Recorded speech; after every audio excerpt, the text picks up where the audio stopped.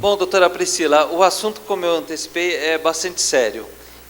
A nossa empresa, a Obras Brasil, nós implementamos já há algum tempo um programa de compliance e a nossa empresa preza pela transparência, fazer as coisas certas, seguindo a lei. Inclusive, no nosso programa, nós temos um hotline.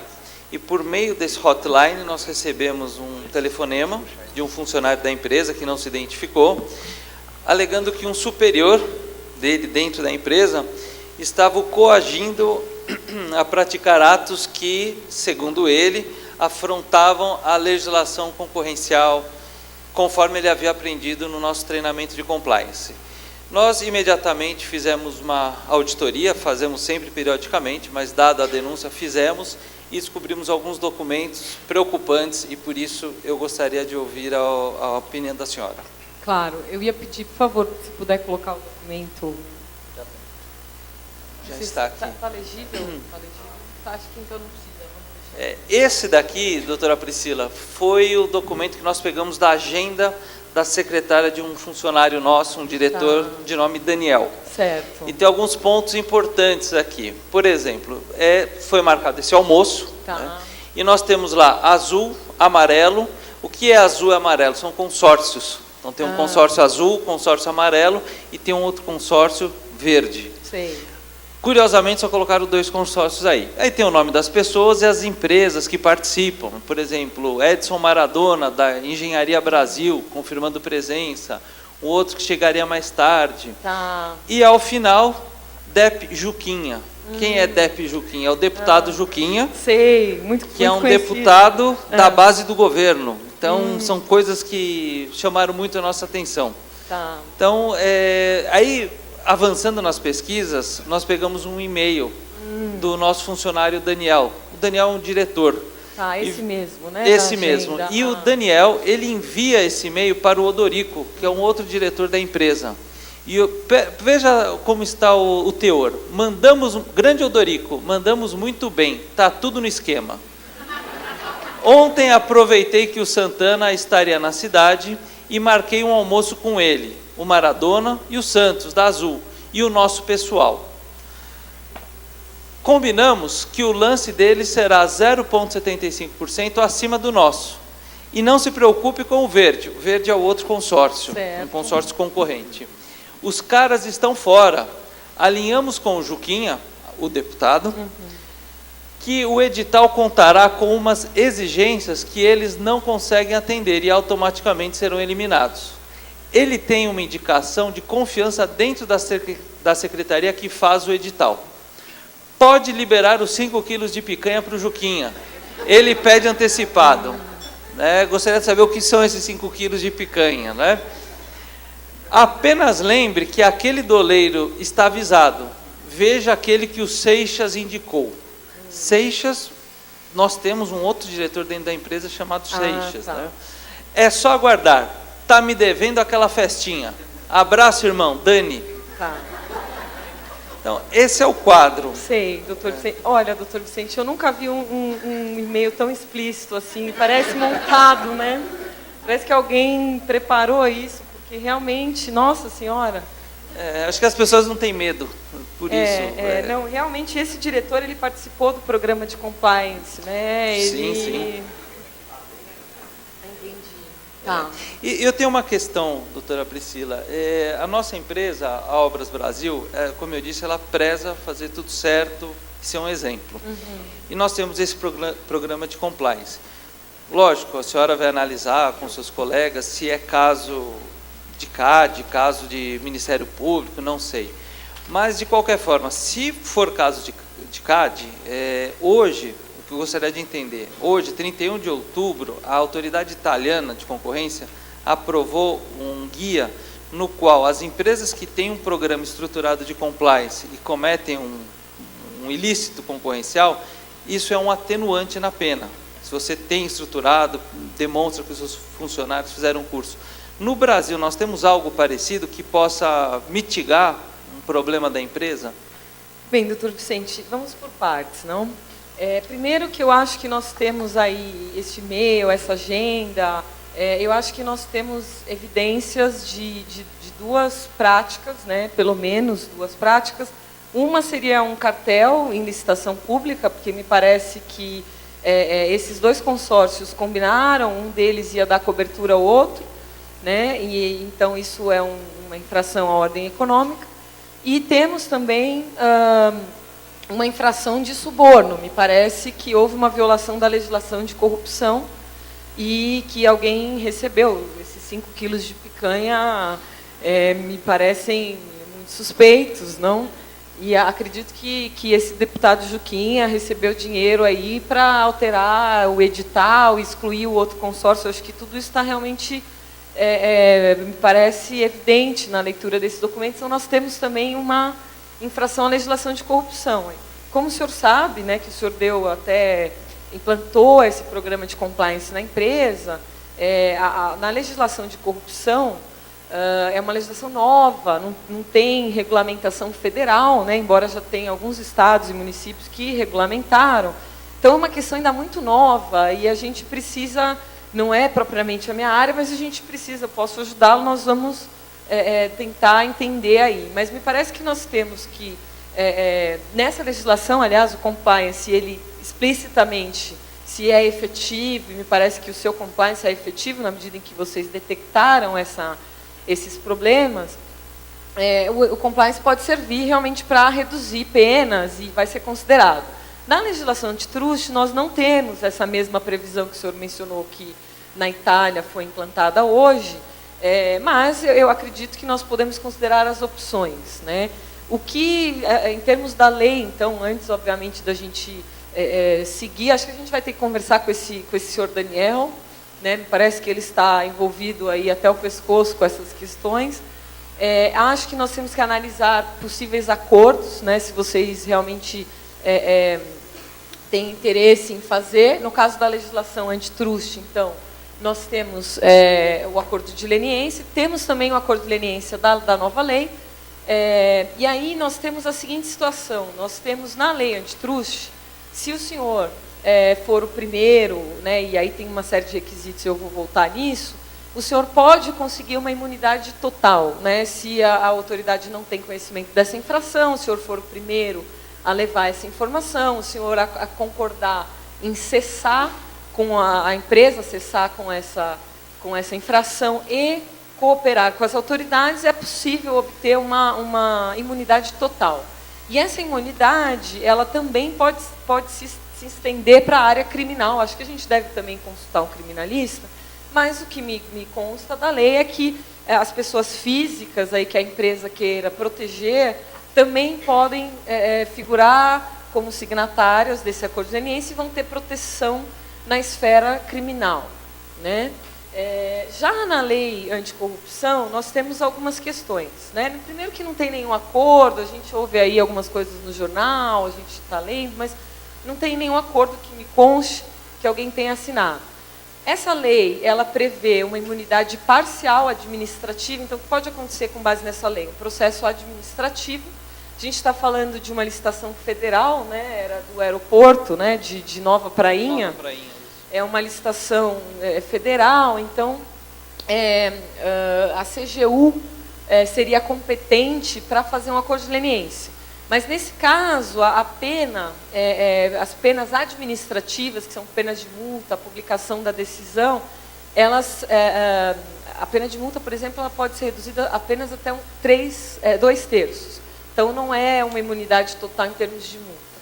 Né? Também essa lei ela não fala nada da questão criminal, então fica uma ponta solta que eu acho que a gente precisa consultar realmente o criminalista. E tem um problema aí que eu vejo que é cível administrativo nessa lei, que ela prevê penas como a suspensão das atividades da empresa, perda de bens, né, bens e direitos, então inclusive direitos intangíveis, né, como licenças, esse tipo de coisa, e também prevê a dissolução da empresa, né, para hipóteses mais graves. E essas penas, por uma questão, enfim, talvez opção legislativa realmente, essas penas elas não constam do acordo, não há possibilidade pela lei de acordo de leniência envolvendo essas penas. Então, tem aí uma questão bem complicada para a gente considerar ao vocês analisarem realmente todos esses acordos, né? tem também vários players nessa questão. Então, a gente tem o CAD, se fosse negociar o acordo de leniência da lei antitrust, nós temos que ir ao CAD, né? O acordo de leniência, como eu já falei, da lei de corrupção, ela teria que ser com a CGU. Teríamos que pensar numa questão criminal aí, de uma proteção, não sei se existe algum tipo de proteção para esse senhor Daniel e outros possíveis envolvidos dentro da empresa, que a gente vai ter que apurar. E teríamos que pensar em envolver outros players, porque mesmo que a gente assinasse esses acordos todos, a gente ainda ficaria sujeito, possivelmente, a uma ação judicial, né? Dificilmente a própria CGU ingressaria em juízo contra a empresa se ela assinasse um acordo de leniência, mas não temos garantia.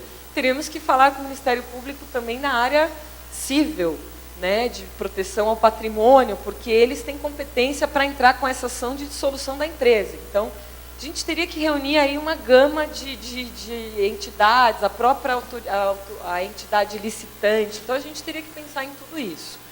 Acho que a gente, que eu tenho assim a dizer para o senhor nesse momento é isso. Eu vejo como é séria a questão, complexa, e porque os advogados de antitrust têm que ser muito valorizados. Muito. Realmente. Especialmente se eles voltam das férias para atendê-lo, né, doutor Vicente? É verdade. Vamos chamar o criminalista e o senhor sim. Daniel, porque acho que a gente precisa entender Você o que liga para o aconteceu. criminalista, eu vou ligar para o Daniel, sim. pedir que imediatamente ele venha. Imediatamente, sim. Alô, Daniel? Aqui é Vicente, Compliance Officer da empresa. Por favor, eu estou no escritório da doutora Priscila, imediatamente venha para cá, largue o que você está fazendo e venha para cá, por favor.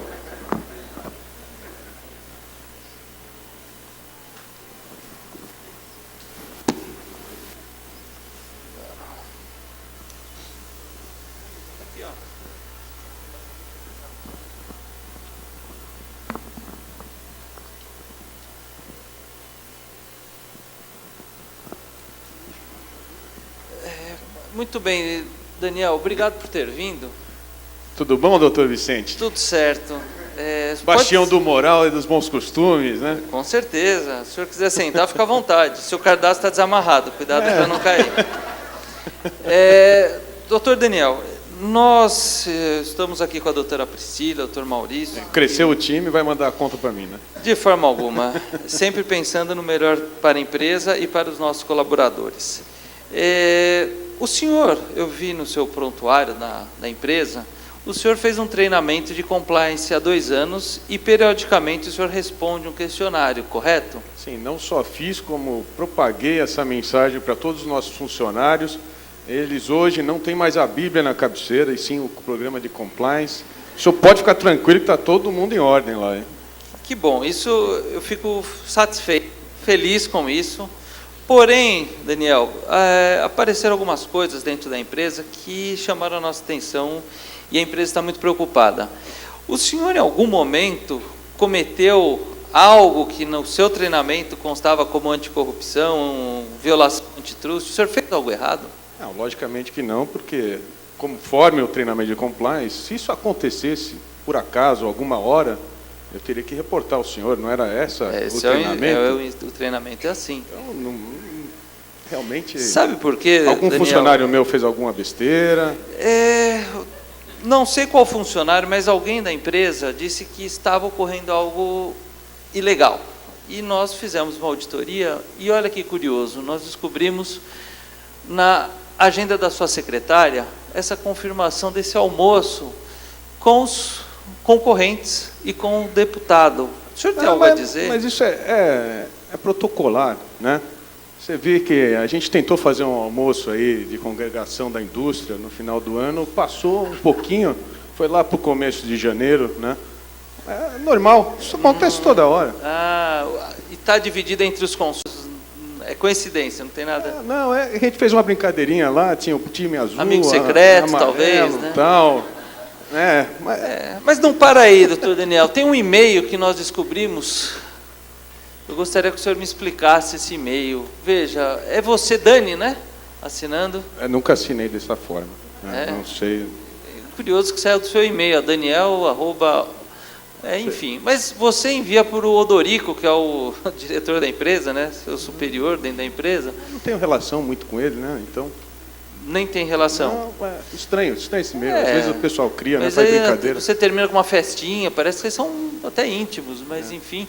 E você menciona aqui no seu e-mail que está tudo certo, que o outro consórcio será eliminado, porque o deputado já acertou tudo com o contato dele lá dentro, e pode liberar os 5 quilos de picanha. Será que é para festinha que vocês colocam lá no final? E depois, veja que o Seixas indicou. O Seixas não é aquele outro diretor da empresa? Sabe que tem Seixas para tudo quanto é lado, né? Eu não sei quem é esse Seixas. Né? E outro dado que nós pegamos é a conta da empresa de telefone. E nós reparamos a coincidência dos números, são sempre números, e nós verificamos justamente os números dos concorrentes e do deputado. Tem alguma relação de sair do seu telefone, da sua mesa, ligação para os concorrentes e para o deputado? Eu não estou gostando do tom dessa conversa, né? O senhor está aqui criando esses documentos, tal, advogados. Senhor Daniel. Eu acho que o senhor não precisa disso para justificar o seu cargo. Veja bem, senhor Daniel. O assunto aqui é sério. O assunto é sério. Já conversei com a doutora Priscila. Ela é especialista, uma das melhores advogadas na área no país. E já disse que são indícios fortíssimos de cartel e até mesmo de anticorrupção. Por isso temos, inclusive, um criminalista aqui. A empresa quer fazer a coisa certa e fará. Mas que vantagem a gente tem de fazer qualquer tipo de acordo? Aí os colegas, os doutores vão explicar para você, mas a empresa quer fazer a coisa certa e gostaria que você também fizesse, para o seu bem, para o bem dos outros colegas dentro da empresa e para a empresa. Ok? Bom, primeiro eu queria dizer que, se por acaso existiu isso aí, isso logicamente não foi a mando meu, né? Você está querendo pegar o mensageiro, né? Então, a matriz normalmente pede para que a gente, apesar do senhor sempre querer que a gente entre na linha e tudo mais, não sei o quê, o mercado está difícil, né? E a gente precisa achar outras formas aí de satisfazer também o nosso CEO, né? Porque o senhor pede para a gente parar, o outro pede para a gente correr, fica meio difícil, né? Daniel, eu acho que eu não tenho mais nada por hora a falar. Eu deixo que os doutores aqui toquem a conversa a partir desse ponto. Doutor Daniel, a doutora Priscila já tinha conversado com o Compliance, ela me trouxe aqui na empresa, eu gostaria que ela fizesse, eu já fiz algumas considerações para ela vai lhe explicar a parte dela, e aí depois eu tenho algumas perguntas para fazer para o senhor ao final. Então, começou o interrogatório, é isso? Não, na verdade ela é que vai fazer algumas considerações dos documentos que podem ser interpretados de uma maneira equivocada. Doutor Daniel, é o seguinte, eu sou advogada da empresa, veja, não sou sua advogada, e a rigor o senhor teria direito a chamar um advogado, né? Mas já que estamos aqui, né, doutor Daniel, acho que o senhor tem uma oportunidade aí de cooperar com a empresa, de ficar aqui todos, né, todos no mesmo lado e tal. E, claro, a empresa não tomou nenhuma decisão, mas a empresa, obviamente, considera a possibilidade de assinar um acordo, né, de ir ao CAD. Na parte concorrencial, aí nós temos uma infração à ordem econômica, que é né, um cartel, né, em detrimento de uma licitação pública. E aí o senhor pode, enfim, a decisão é do senhor, mas o senhor pode assinar este acordo junto com a empresa e cooperar, né, ou o senhor pode ficar por sua própria conta, né? Aí o senhor, enfim, tem essa possibilidade, né? Eu, claro, como advogada da empresa, entendo que o melhor para o senhor é que o senhor coopere, esteja do mesmo lado. A empresa já mencionou que vai custear, né, a sua defesa, e se o senhor cooperar, evidentemente. E o doutor Maurício pode te explicar, porque, obviamente, esse acordo ele vai... o senhor não vai poder ser processado pelo CAD, né, quer dizer, o senhor vai responder processo pelo CAD, mas se tudo der certo, o senhor cooperar, o senhor vai receber uma imunidade, então o senhor não vai ter pena de multa. né? Porque além da multa da empresa, o senhor, na pessoa física, teria também uma multa, né? E o senhor não vai ser investigado criminalmente, né? O senhor não vai ter um processo crime, que é uma coisa séria, né, doutor Maurício? Na parte da lei antitruste. Agora o doutor Maurício precisa explicar para o senhor essa parte criminal, né? Para o senhor avaliar aí, mas realmente... Então, só para entender, eu deduro todo mundo, sabe que é um crime pior do que o que está aí, né? Enfim, deduro todo mundo, e aí, mas comigo não acontece nada. Isso, com o senhor não acontece. Vamos conversar com o doutor Maurício para saber, mas na parte do CAD eu posso lhe dizer que eu entendo que se o senhor cooperar e tudo sair direitinho como a gente está imaginando, não vai acontecer nada com o senhor, né? Talvez o senhor não tenha mais amizade aí com algumas pessoas, né, desse grupo, mas aí é uma questão também que, né? Negócio é um negócio, né? A gente pode distinguir isso aí. Bom, doutor, então imunidade para todo lado, tudo mais. Não, na verdade não é bem assim. A lei que a doutora Priscila acabou de dizer, ela lhe garante a imunidade penal numa parte dos crimes, que inclusive está prevista na própria lei. Mas eu vou precisar fazer algumas perguntas ao senhor para saber se existem alguns crimes que eventualmente parecem ter ocorrido e podem estar fora dessa imunidade. Aqueles quilos de picanha que foram entregues para o deputado Juquinha, aquilo por acaso foi algum dinheiro que foi remetido? Sabe que a gente gosta de não ser tão explícito, né? Sim, pode dar confusão, né? Foi bem discreto. Então, foi bem discreto. Nesse caso, existe o crime de corrupção ativa por parte do senhor e por parte das demais pessoas da empresa. E por parte do deputado, o crime de corrupção passiva. Esses crimes, por exemplo, não estão cobertos pelo CAD. O dinheiro originário da empresa, o senhor deve ter conversado na empresa, o senhor sabe se ele veio eventualmente do caixa 2 da empresa? Ou se... Caixa 2 é uma palavra feia, né? Já condenou não até muitas pessoas, né? Mas enfim, é um pouco... Vem do mesmo açougue que vem a picanha, né? Nessa situação... veio do mesmo açougue da picanha, nessa situação o senhor vai ter um crime de sonegação fiscal. A empresa, na verdade, vai ter que responder por uma irregularidade fiscal, muito provavelmente, até para justificar a origem do dinheiro. Eu vi também que ali existe a menção a um doleiro, deveria ter sido um entregador de bicicleta, mas se foi o doleiro, enfim, para entregar essa picanha. O senhor se utilizou desses serviços ou do sistema financeiro para fazer essa remessa por interposta pessoa? Algum lugar tem que passar o dinheiro, né? Então nós temos outro crime que também não está incluído, que é o crime de lavagem de capitais e de recursos, e isso não está incluído dentro do acordo leniência.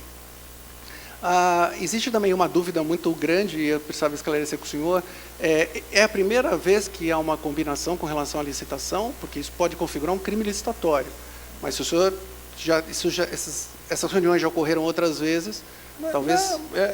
Foi a primeira vez, né? Tipo, veio o programa de compliance, deixou a gente numa situação... Vocês estavam muito à vontade pela primeira vez, né? A gente conhece, né? A indústria é pequena, né? Porque se não foi a primeira vez, se os senhores têm uma relação de indústria, poucas indústrias, é possível que o senhor tenha um crime de cartel mais crimes licitatórios. Isso é uma questão que depende, obviamente, da análise, mas é uma situação. O crime de cartel e o crime licitatório estão incluídos no acordo que o senhor acabou de fazer essa referência. Bom, então, acho que fica claro, então, aqui, que a gente vai reportar só a parte que eu não vou pagar nada, né?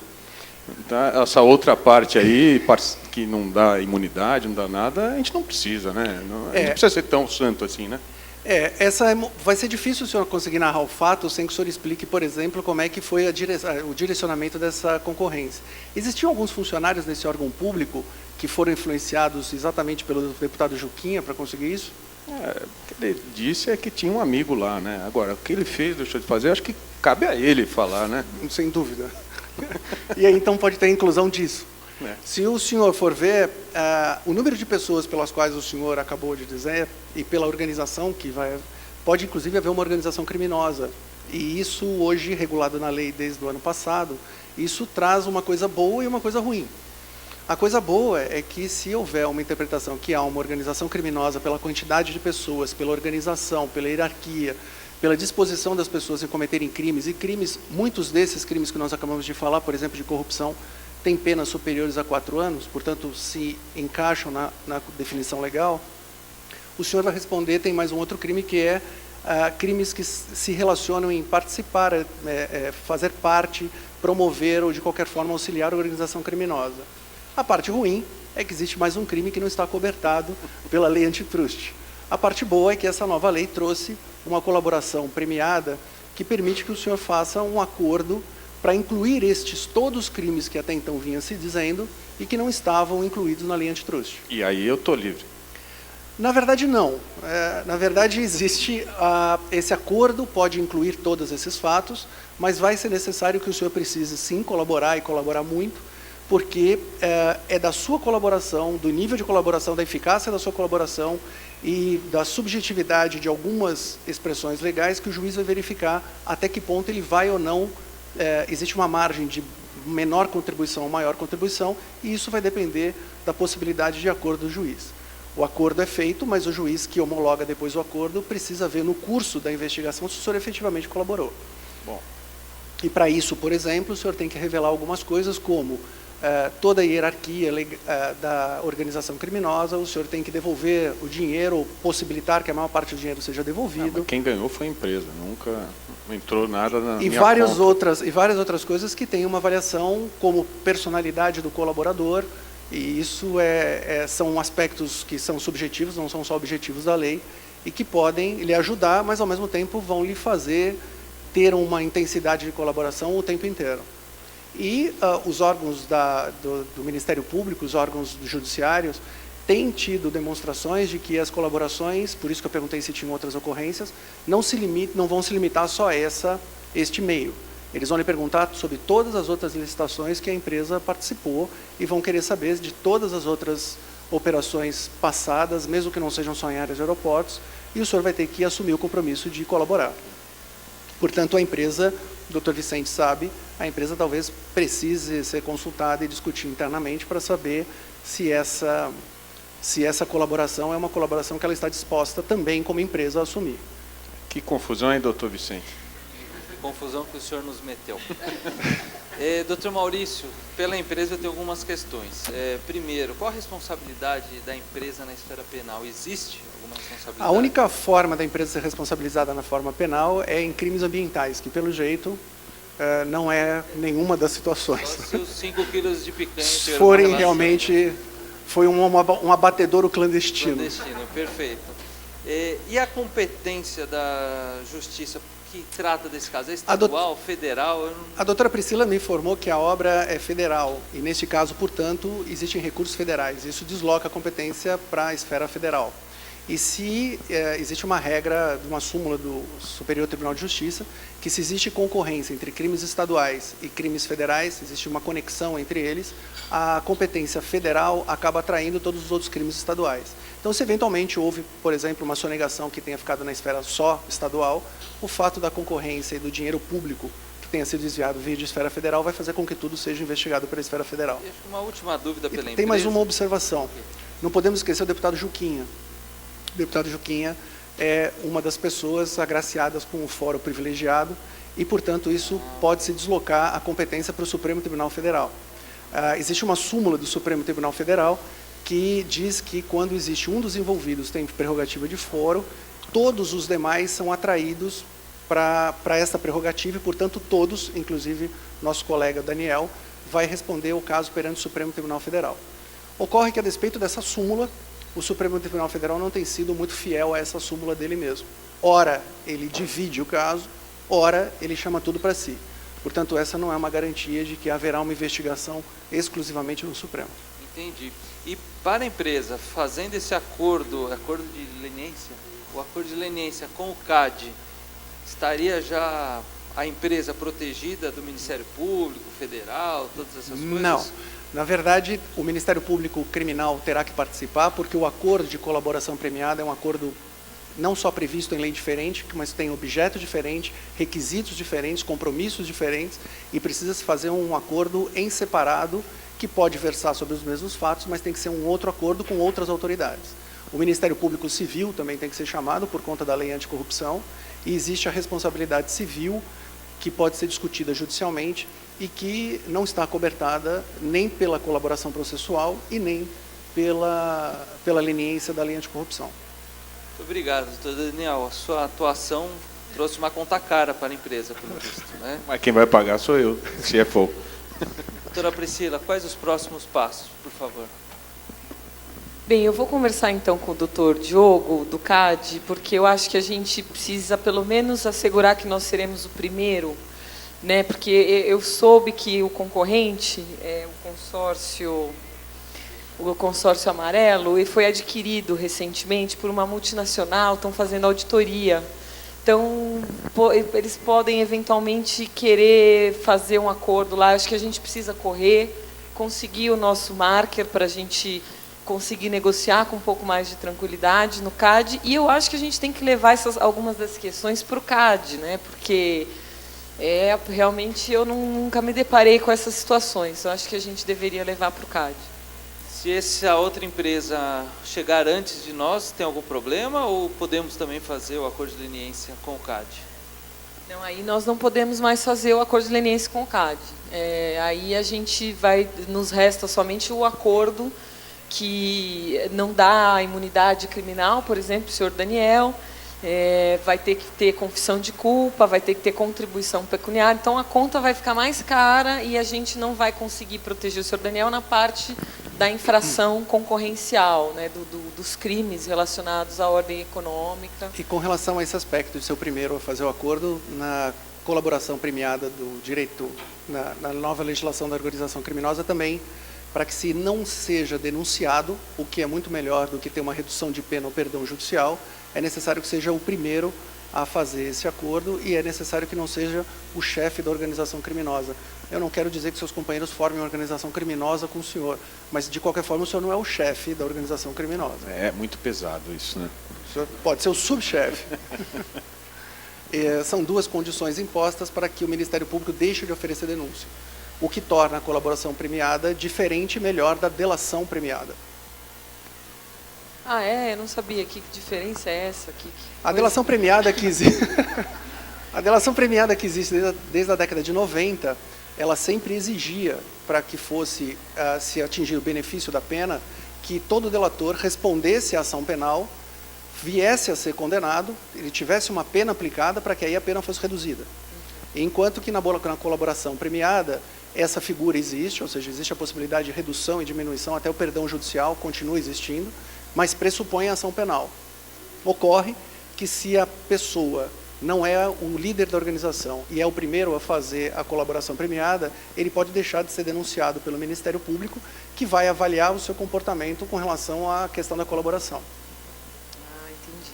Bem, acho que a gente tem que conversar com o doutor Diogo, vamos ver o que ele diz aí a respeito dessa situação, né?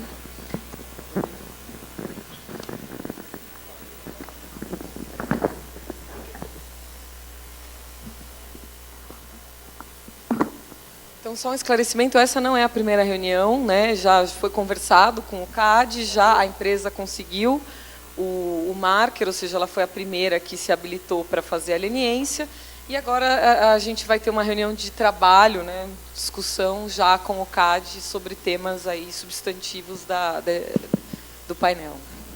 Eu já dei o marker. Tá? Tudo bom, Priscila? Oi, doutor Diogo, tudo bem? Brasília está seco, né? Tá, né? Mas São Paulo está pior. Não tem coisa, água, né? lá, está muito Paradoxo, complicado. Né? Pois é. Diga. Então, doutor Diogo, nós temos lá aquele nosso caso. Nós temos lá aquele nosso caso que eu narrei lá para o senhor, mostrei aqueles documentos. Sim. E tal.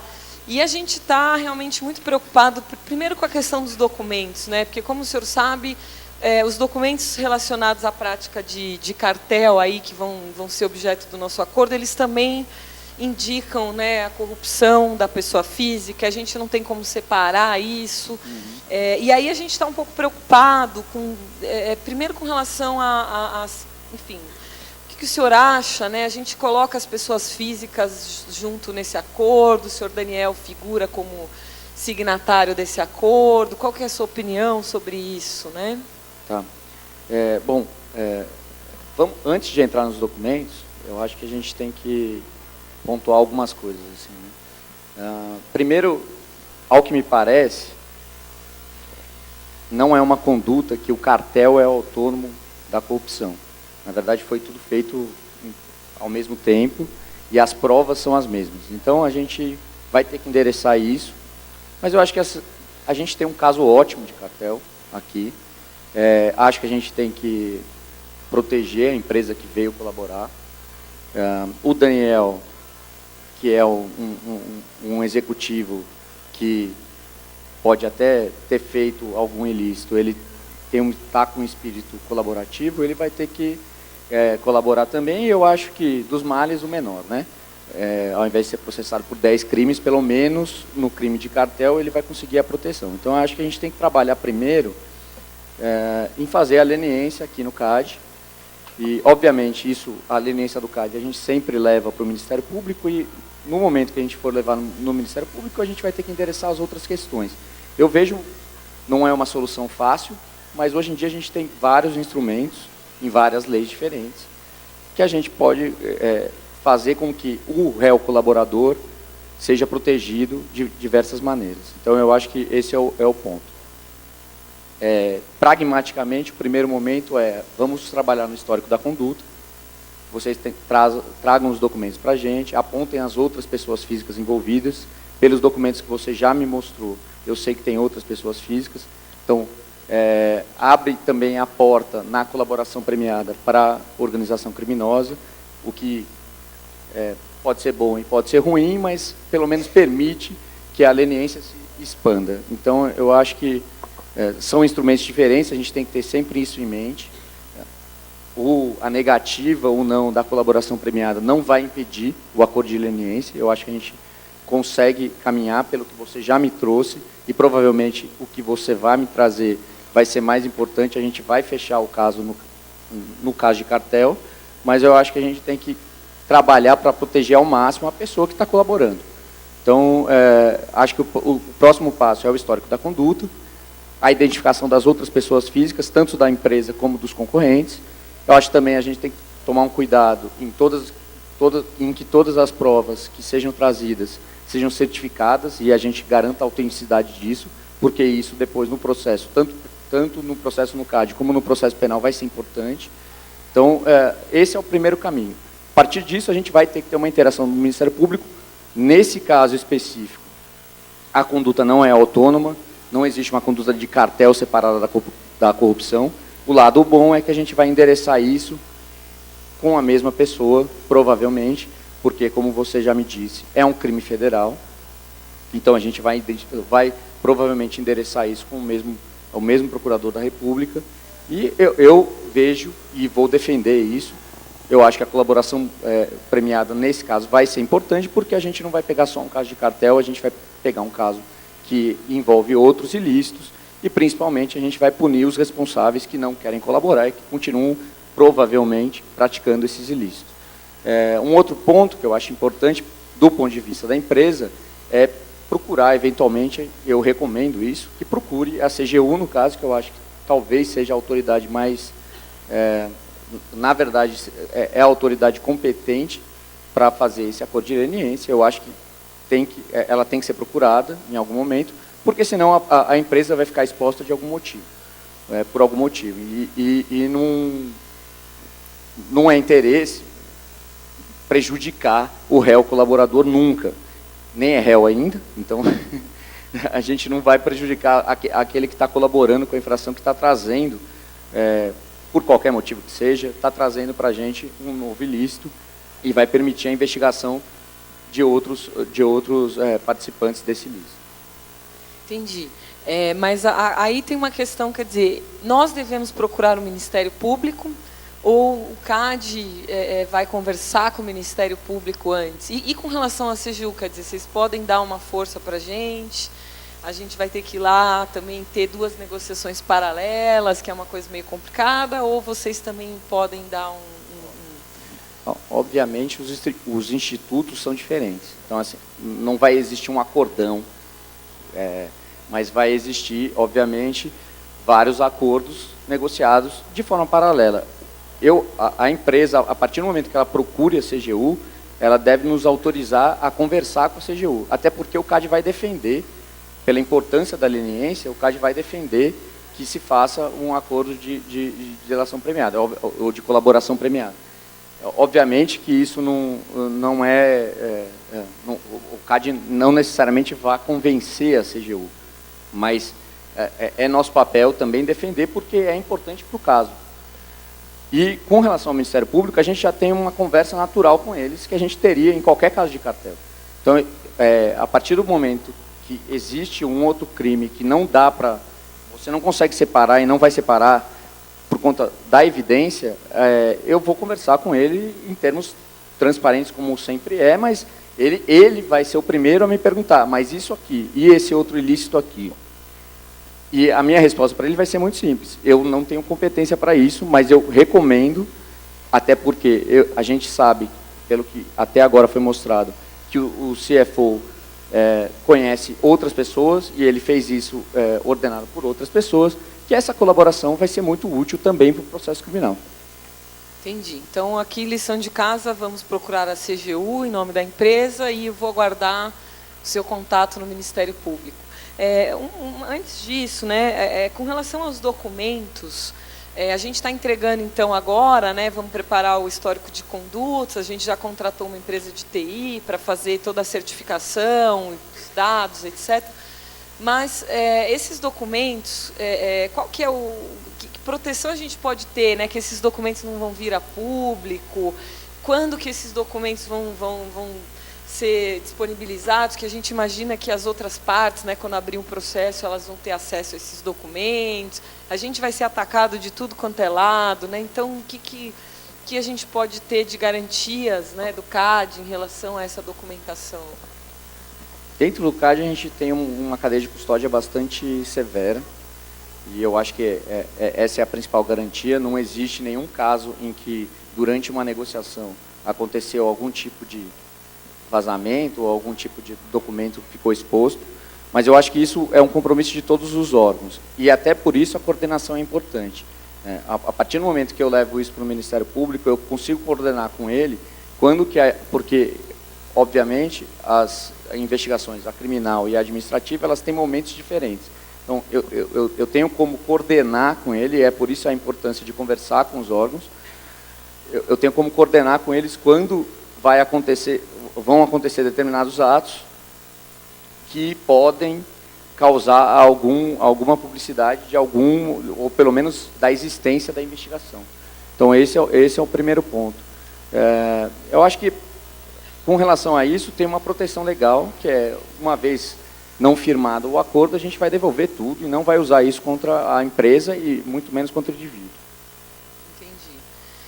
Bem, eu acho que então muito obrigada, né, por essa reunião. Acho que a gente tem trabalho aí para fazer e espero que seja frutífera a conversa com o Ministério Público, doutor Diogo. Tá bom.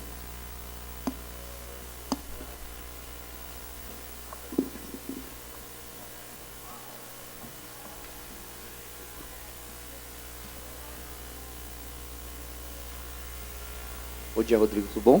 Bom dia, Diogo, tudo Trânsito, bem? né? Tudo bem? Cidade é complicado, né?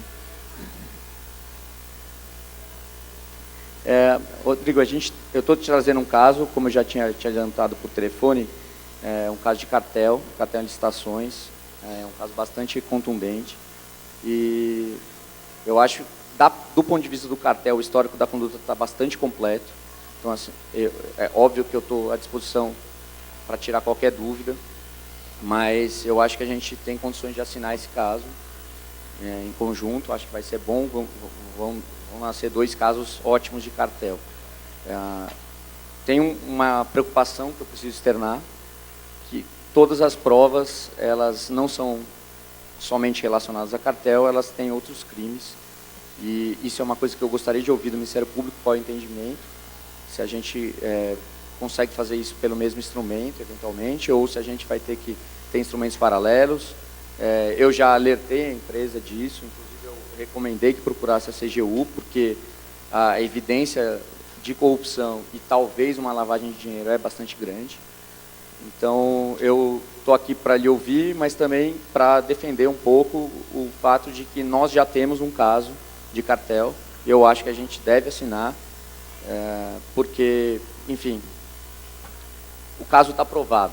Então, é óbvio que vai passar pelo escrutínio do Ministério Público, mas eu acho que a gente não pode perder esse caso, porque um eventual outro ilícito foi cometido. Eu acho que a gente tem que coordenar, eventualmente, e talvez endereçar, principalmente do ponto de vista da pessoa física, porque ela veio e colaborou, então a gente tem que proteger ela de uma maneira, não seria o ideal que ela ficasse, ela venha, coopere com a autoridade, ajude a desvendar um ilícito e fique descoberta em outro ilícito. Então, eu acho que a nossa conversa aqui com relação ao cartel, ela é um pouco mais tranquila, porque eu acredito que o senhor vai concordar comigo, mas a gente tem um ponto a endereçar, uma solução a coordenar aí com relação a outros ilícitos que não o cartel. Eu acho, Diogo, que, de fato, em razão desse agente criminoso ter manifestado a vontade de fazer o acordo de leniência, isso sugere uma vontade de fazer a colaboração premiada. Mas são efetivamente instrumentos diferentes, né? No âmbito dos crimes contra a ordem econômica, é importante que se diga que esse acordo de leniência vai dizer respeito não somente ao crime de cartel previsto no artigo 4º, inciso 2 da Lei 8137 de 90, e, eventualmente, os crimes que a eles são relacionados, especificamente os crimes previstos na Lei de Licitações, na Lei 8666, e também nos crimes relacionados à associação criminosa do artigo 288. Mas, pelo que você me falou e pelo que eu pude analisar dos documentos que foram até então coletados, existem aqui outros crimes que, aliás, foram demonstrados do ponto de vista investigatório de maneira cabal. Você tem o crime de corrupção passiva, que é punido e ativa, no caso, especificamente porque o agente particular oferece o dinheiro, que é punido com uma pena de reclusão de 2 a 12 anos. Você tem o cartel punido com pena de 2 a 5 anos. Há também indícios e características de uma organização criminosa, porque aqui há uma estrutura organizada de natureza verticalizada, há uma hierarquia bem definida, existe até uma hipótese de internacionalidade, porque os efeitos não ficam restritos ao território brasileiro, e o crime de integrar uma organização criminosa é previsto na Lei 12.850, com pena de reclusão de 3 a 8 anos, sem falar na lavagem de dinheiro, que também me parece caracterizada porque há indícios de que houve ocultação ou, de alguma forma, dissimulação de valores no estrangeiro, e esses valores foram obtidos através do crime antecedente de cartel. Como eu lhe disse, o cartel é só a ponta do iceberg, né? Não, existe aqui uma série de crimes, e é importante que se diga, eu acho que a gente vai dar essa mensagem para esse agente que pretende a colaboração premiada, que ele pode sofrer uma pena de até 35 anos. E uma pena mínima de 10 anos e uma pena máxima de 35 anos, com o regime... Acho que é um bom incentivo. Claro que é um bom incentivo. Com a pena, e essa pena, é importante que se diga, vai ser cumprida...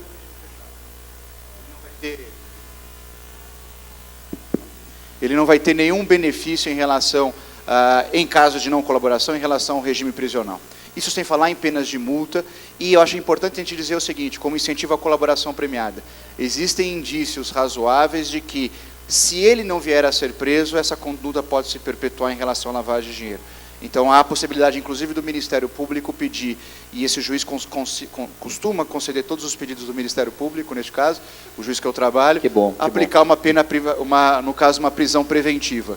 Então, nesse caso, é importante que a gente acene para ele com esse cenário, com as penas altas e com a possibilidade de uma prisão de natureza processual, que no caso é a prisão preventiva.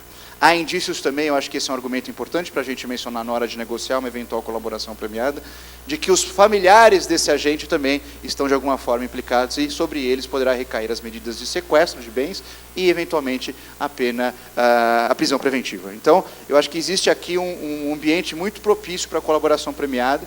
É importante que se diga também, eu acho que isso é a mensagem que a gente deve levar aos advogados desse agente, que o instrumento de leniência deve ser feito de uma maneira isolada, de uma maneira separada da colaboração premiada, embora eles, obviamente, sejam correlacionados, né? Até porque a colaboração premiada é feita exclusivamente entre o Ministério Público, o agente criminoso, no caso investigado, e o seu advogado. É importante que se diga que o advogado tem que estar presente em todos os momentos da colaboração premiada, e depois esse acordo é levado ao juízo para que ele homologue o conteúdo da colaboração premiada. E a homologação é importante porque o juiz, efetivamente, vai ficar vinculado, de alguma forma, a esses termos da colaboração. Não que ele vai ser obrigado a aplicar a pena que foi convencionada, mas normalmente a prática judiciária indica que o Poder Judiciário, ele acolhendo, ele homologando esse acordo de colaboração premiada, ele vai se restringir àqueles termos que foram acordados. Aí a colaboração, se for efetiva, me parece que nesse caso existem elementos para que haja efetividade, ela pode redundar num perdão judicial, numa redução de pena, ou até mesmo na substituição da pena privativa de liberdade, que é a pena de prisão, por uma pena restritiva de direitos. Então, é importante que se diga isso. Agora, a mensagem que a gente tem que levar para ele é a seguinte também, e é o que eu sempre falo nos casos de colaboração premiada. Se eventualmente, durante a colaboração, ou mesmo depois, no Ministério Público Federal, nós descobrirmos que, efetivamente, ele escondeu algum fato criminoso, escondeu algum recurso localizado dentro ou fora do Brasil, aí esse acordo vai ser rescindido. E nós vamos para cima dele com tudo, com pena privativa, com pena de prisão, sequestro de valores e aplicação de todas as penas pecuniárias. Esse é um ponto bastante importante mesmo, porque a gente, obviamente, até pela competência, trata apenas do aspecto do cartel, mas acho que o Ministério Público, como tem a atribuição de fazer a investigação de todos os outros crimes, talvez o órgão adequado a avaliar um pouco essa situação. Obviamente que a gente alertou a ele que qualquer outro cartel ou qualquer outra conduta que não esteja relacionada pode implicar num descumprimento do acordo, mas, de fato, se a gente vai fazer o acordo com instrumentos diferentes, a não colaboração com o Ministério Público pode sim ter algum efeito no CAD, talvez não para o cartel em si, mas do ponto de vista reputacional, não é muito bom que alguém fique descumprindo o acordo por aí. Claro. Não, a gente vai analisar isso, do aspecto subjetivo, como é que foi o programa de leniência, como é que ele efetivamente colaborou com o CAD, para que nós possamos, no Ministério Público Federal, elaborar o acordo de forma adequada. Agora, é importante dizer também o seguinte, a lei de concorrência fala que o acordo de leniência ele vai abranger tão somente os crimes de cartel, os crimes da Lei 8666 e o crime do artigo 288. Se a colaboração for efetiva, eu posso interpretar de uma maneira mais abrangente o fato de que a organização criminosa, que não se confunde com o crime de associação criminosa do artigo 288, possa ser de alguma forma abrangido por esse acordo de leniência. Uma dúvida, Rodrigo. O crime do 288 era o crime de quadrilha. Hoje em dia você tem o crime de associação criminosa. Ele foi substituído, revogado? Houve, na verdade, uma revogação parcial, porque agora nós temos a organização criminosa com, no mínimo, 4 pessoas, de uma maneira estruturada, que diz respeito à prática de crimes, cuja pena máxima seja superior a 4 anos, e a antiga quadrilha, que antigamente exigia-se 4 pessoas, agora só exigem 3 pessoas. E na verdade, uma estrutura muito mais simples, mais rudimentar, se nós compararmos com a estrutura da organização criminosa. Agora, neste caso concreto, deste caso em que supostamente a gente quer fazer o acordo de leniência e provavelmente a colaboração premiada, me parece que existem claramente as características de uma organização criminosa, inclusive com viés internacional. Existe internacionalidade clara e isso vai acarretar a incidência de todos os dispositivos da lei 12.850. Eventualmente, eu penso aqui, a gente pode até utilizar esse agente no acordo de colaboração premiada e colocá-lo eventualmente como um agente filtrado se houver outros cartéis para que ele possa coletar as provas para o Ministério Público. Isso na lei do CAD, obviamente, por ser uma persecução administrativa não vai ser possível, mas o fato de estarmos colaborando é bastante interessante por conta disso, porque ele vai conseguir trazer novas evidências, e não só da parte da organização criminosa e do lavagem de dinheiro, mas provavelmente do cartel também. Sem dúvida. Eu acho que o próximo passo é você falar com o advogado da empresa ou o advogado desse agente que cometeu o delito, para que ele venha ao Ministério Público Federal, faça esse primeiro contato e apresente os documentos, tal como aconteceu no CAD, para o Ministério Público Federal, para a gente dar início a esse acordo de colaboração premiada. Sem dúvida, ele vai trazer todos os documentos para vocês e, inclusive, vai constar no acordo do CAD que eles têm que colaborar com vocês também, senão ele está descumprindo o acordo do CAD.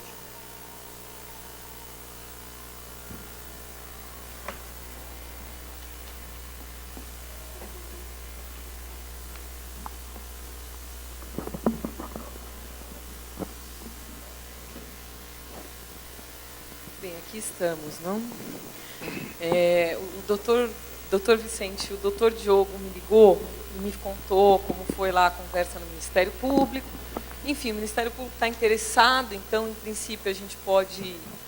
temos que nós ir até lá com a mesma documentação e tentar fazer esse acordo lá. Então, ele reportou isso para a gente. A gente precisa agora decidir E aí acho que a gente precisa fazer um brainstorm aqui, o que a gente acha, né? Doutor Maurício, enfim, o que esse acordo aí, ele Falando pelo funciona? aspecto penal, eu conversei com a doutora Priscila, ela me contou como foi a conversa. O grande problema é que não é possível se garantir muitas coisas, né? Não existe uma estrutura legal que lhe dará, por exemplo, um limite de atuação. E esse é o que o senhor precisa ou não, ou o limite que pode ser feito ou não. A prática tem mostrado que o Ministério Público lhe oferecerá o pior cenário possível, ele dirá, mostrando o inferno, que qualquer coisa é melhor que o inferno. Normalmente acontece assim. Mas é preciso que o senhor saiba que o céu prometido é um céu que vem de uma interpretação, de uma subjetividade por força de lei. Normalmente o que se faz é ter o colaborador como o grande informante e, portanto, a lei diz que se o senhor não tiver documentos para provar o que o senhor diz, o senhor não só a condenação das pessoas que o senhor acusa não pode ser feita, como também o senhor pode vir a ser processado criminalmente pelas pessoas. Portanto, a situação é uma situação que o senhor precisa ter muita consciência do que o senhor tem e do que o senhor pode colaborar. Senão o senhor começará a assumir um risco de ser um instrumento de prova, que são sempre as provas que faltam para o Ministério Público ligar um ponto ao outro, e aí o senhor assume um compromisso, faltará com a verdade. Se as outras pessoas acusadas, que obviamente oferecerão documentos contra o senhor, provar alguma mentira, alguma suposição e o senhor cair em descrédito, o senhor terá não só aberto mão de todas as possibilidades da sua defesa, como o senhor terá perdido o acordo feito com o Ministério Público, porque ele entenderá que o senhor fez um acordo com ressalvas. O problema todo, portanto, é um problema de falta de segurança legal. Não benefício oferecido, ele tem mínimo e máximo, e o senhor pode ter um desconto de pena. O Ministério Público provavelmente dirá que o senhor pode sofrer, na verdade, de 14 a 35 anos de pena. Se ele lhe der um desconto de 2/3, o senhor ainda não terá uma pena suficiente para ter uma substituição. O senhor terá que cumprir alguma parte da pena ainda feita, porque a pena será alta, será 10, 12 anos, mesmo com desconto de 2/3. Isso faz com que o senhor tenha que pesar muito e sopesar muito, e a empresa, eu convido o senhor, Sr. Vicente, que pense, porque uma vez entrado nesse acordo leniense, não existe qualquer tipo de garantia, muito pelo contrário, a lei garante, a lei é muito expressa em dizer que a responsabilização judicial não está incluída, e isso vai de boa vontade dos órgãos fiscalizatórios. E o que eu tenho reparado no meu exercício profissional é que os órgãos fiscalizatórios brasileiros estão mudando. Eu conheço duas pessoas que são muito abertas e muito progressistas, o Dr. Diogo, o Dr. Rodrigo, mas não é a regra. A regra é que normalmente as pessoas têm uma visão ainda muito tradicional na cultura jurídica brasileira. A cultura jurídica brasileira não é a cultura do acordo. Isso tem visto na lei antitrust desde o começo, e nessa área ela tem sido talvez até muito mais inspirada por influências de fora.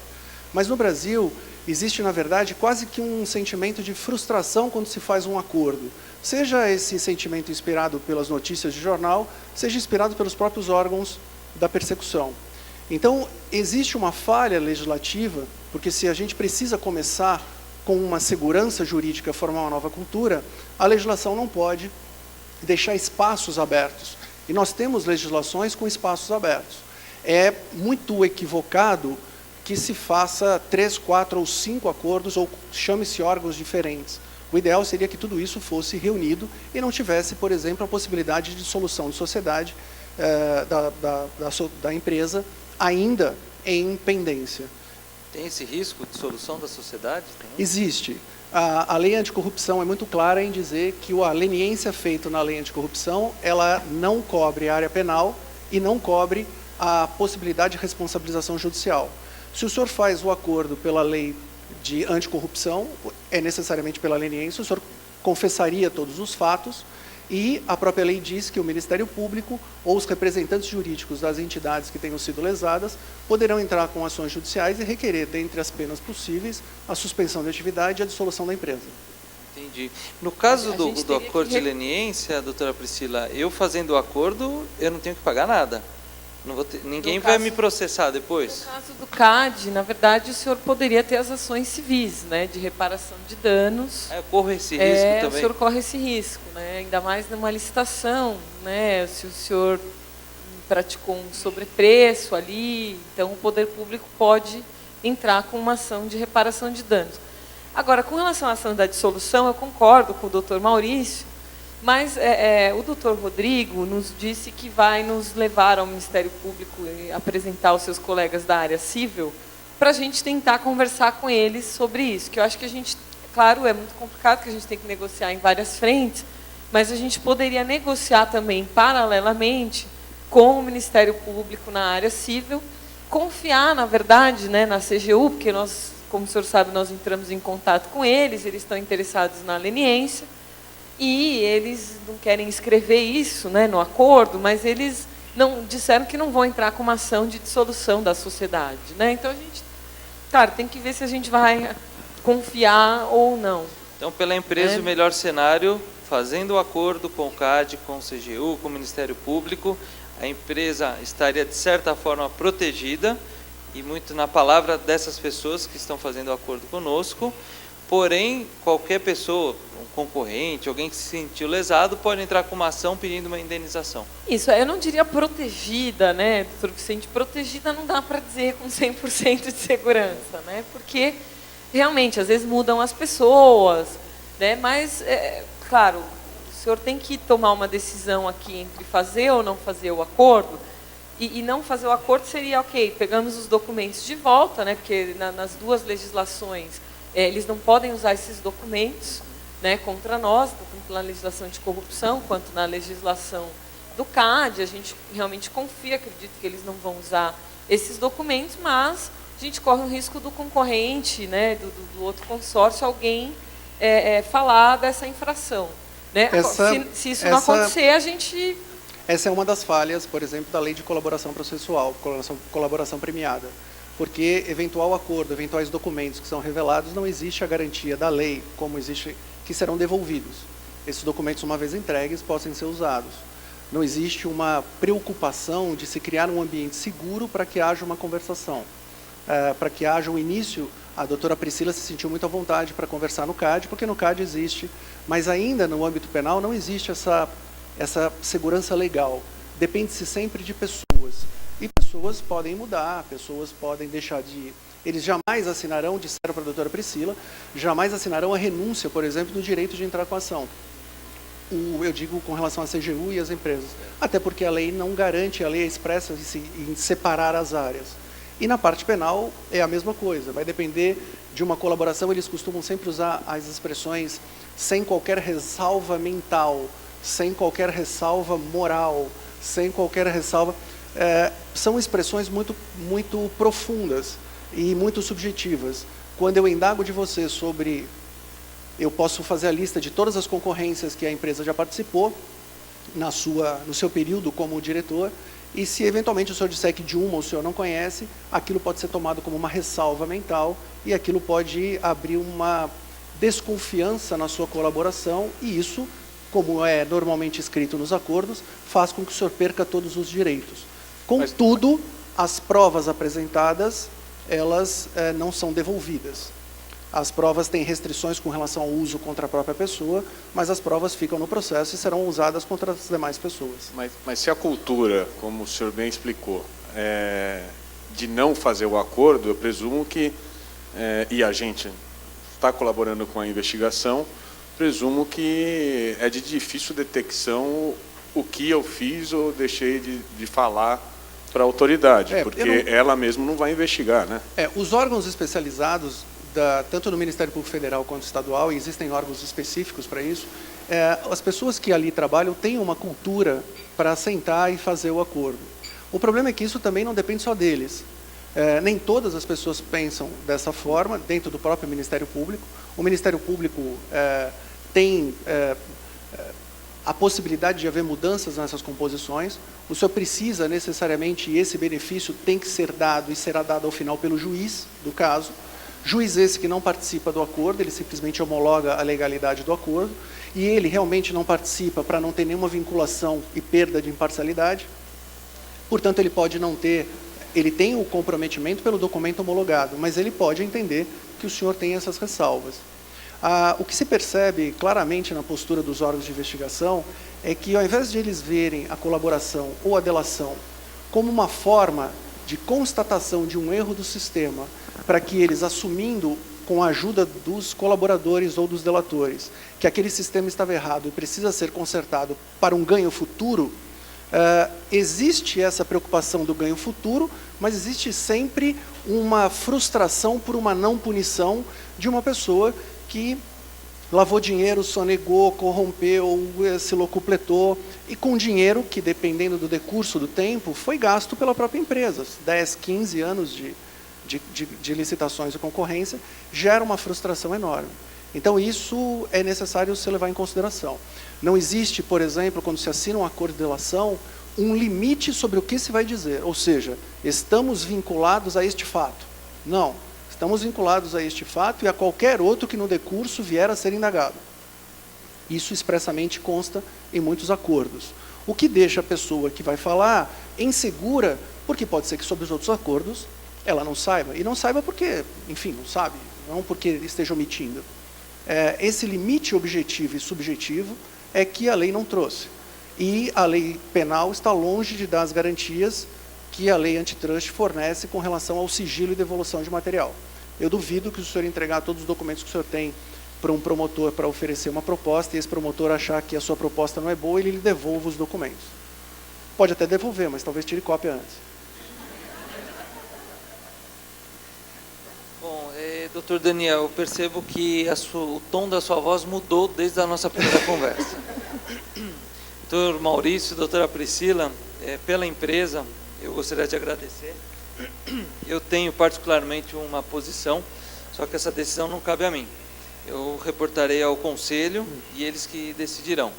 Mas eu fico muito satisfeito e agradeço todas as explicações que foram dadas. E quanto ao Daniel, aí a decisão também não é da empresa, será uma decisão dele. Ele querendo, a empresa estará apoiando. Mas eu peço a ajuda da minha consciência para saber o que eu vou decidir.